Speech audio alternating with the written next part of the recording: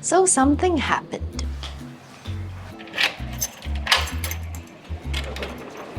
Yep, there it is. I am finally the proud owner of my very own couch in Bali. Other recently acquired possessions include these frilly lampshades. Believe it or not, my husband's choice, not mine. But I guess I've since converted to being a fan. This vacuum cleaner, Vitaly's very thrilled after all the sweeping we've done for the last 7 years together. And 11 new baskets of assorted styles and colors to help organize our possessions.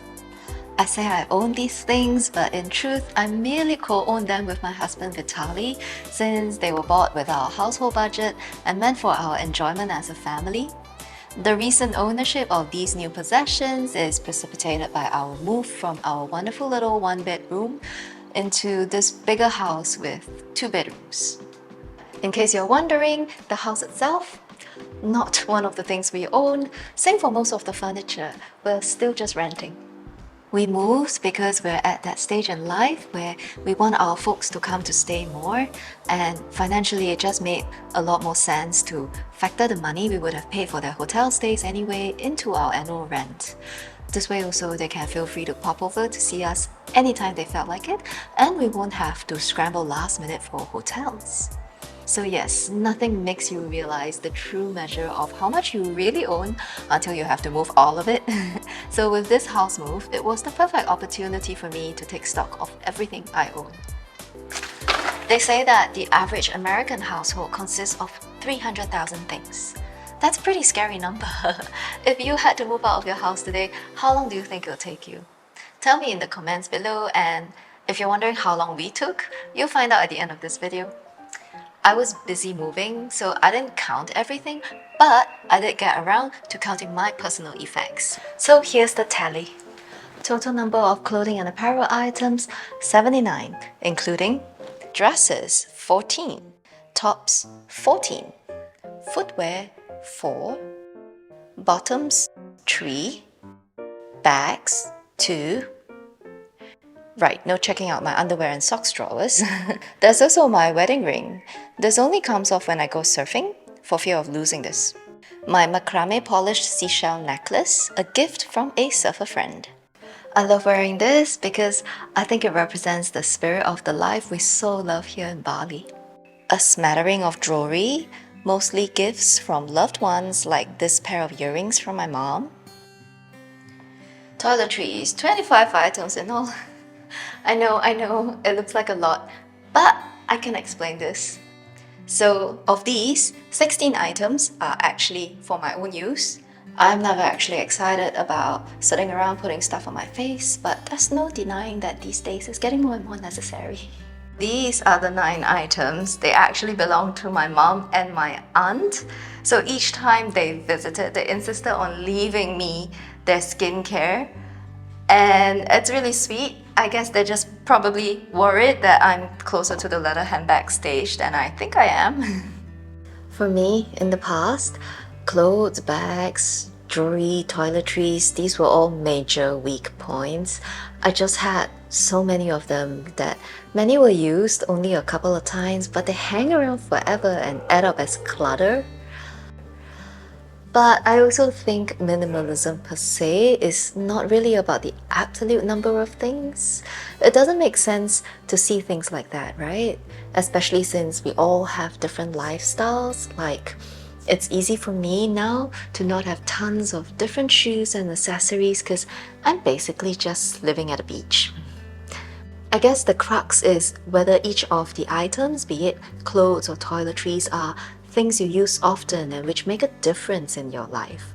Whether your skincare is 3 steps or 8 steps, there's no issue, so long as we're mindful of why we have what we have, as opposed to just having a lot without knowing why.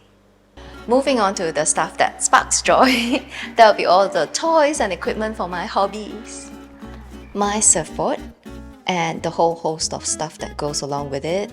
My box of pastel paints and tools, plus my basic set of oil colors, bunch of brushes, easel, my haircut hobby stuff. nifty haircut scissors that have saved me hundreds of dollars on salon cuts, plus a couple of brushes, a hairdressing comb, hairdryer, and a flat iron. Now that, for the first time in a long while, I actually have a somewhat permanent home again, my most guilty pleasure, physical books. I once hoarded hundreds of these in my family home in Singapore.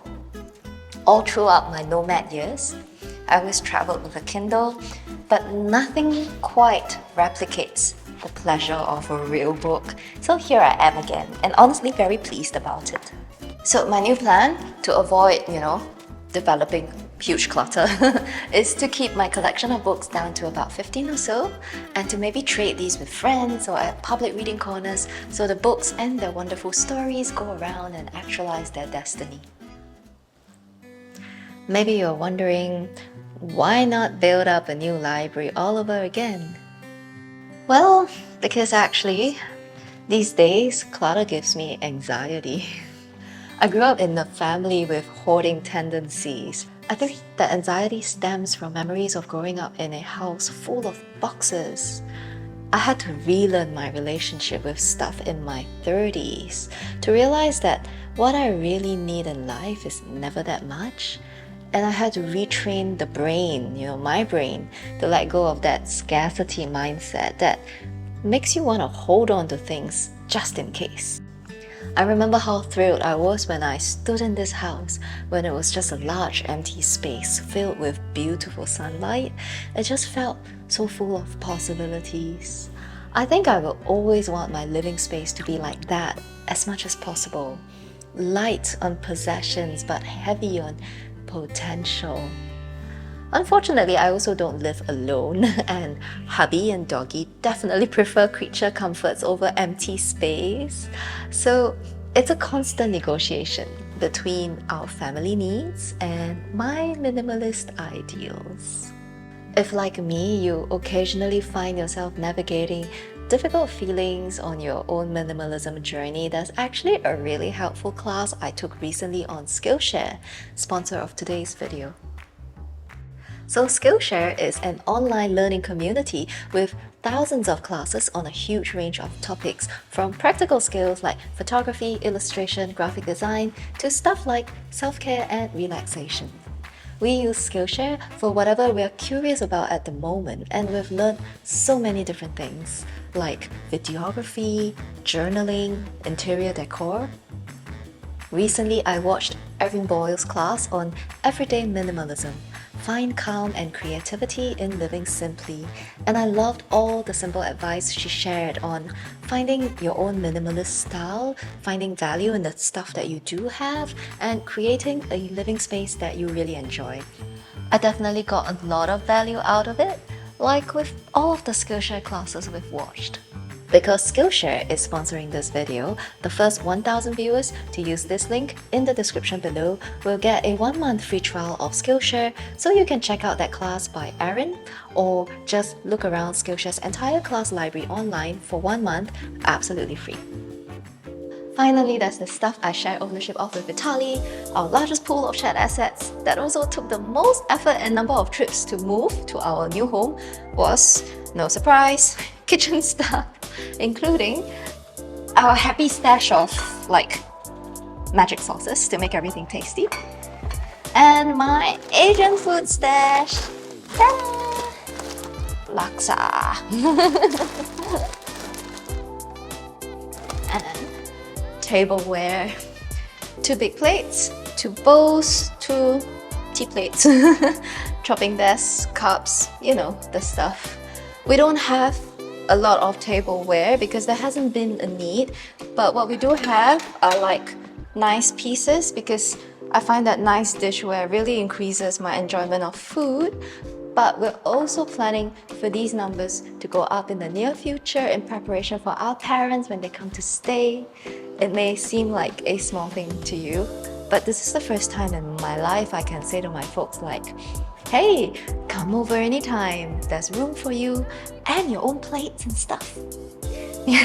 So that's the plan, and it just makes me so happy. Technology-wise, I got my MacBook. I guess I'm also the co-owner of all this tech gear. Tripod, lights, a few hard disks, camera. We use this to make the YouTube videos together, but I'm so bad at tech. All this is just really Vitaly's territory. I'm just not alone. So without too much detail, that's really the sum of everything I own.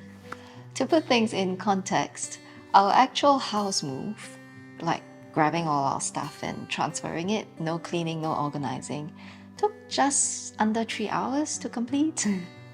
Every single item we brought into the new home is stuff we actually use and things that make a difference to us. I'm happy that ultimately our entire collection of stuff as a couple is still pretty intentional. It's probably because Vitaly and I have been living nomadic lives for many years. You kind of realize on the road that you miss very few of the possessions that you left behind, and it really sheds perspective on what you need to get by. But I guess that stage of life has also passed for us now, and these days we're lucky enough to be in a place where we can factor in more loved ones, family, doggies, more to love in our life, literally. So our number of things is definitely going to continue moving up from what it is now. But I think there's no shame in that, so long as we continue being intentional about each addition. Like, it should only be something that contributes to the enjoyment of our living space as a family, not mindless consumerism or freebies we don't need or a just-in-case kind of purchase. I'm really happy our lives isn't filled with things competing for our attention or taking up time for care and maintenance, and that we aren't really puppets of companies trying to sell us stuff. Well, thank you so much for watching this video. I hope you enjoyed that little peek into our lives today, and if it gave you some ideas about what you own and why you own them, feel free to share them with me in the comments below. Thank you for all the love and support. I really appreciate you all. Have a wonderful week ahead, and let's chat again next Saturday. Bye.